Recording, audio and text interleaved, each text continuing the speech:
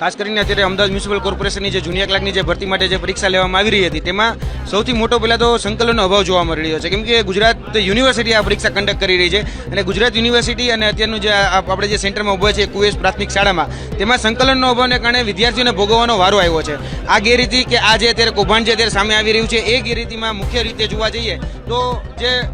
વિદ્યાર્થીનો બેઠક ક્રમાંક છે એ બેઠક ક્રમાંકમાં તમે જોઈ શકો છો કે 27, 12, 23, 62. હવે આ બેઠક ક્રમાંકના વ્યક્તિ પાસે ખરેખર આ સીટ નંબરનું પેપર હોવું જોઈએ, પરંતુ એની પાસે છે 27, 12, 26, 62, એટલે કે 662, અહીંયા 362, એટલે 300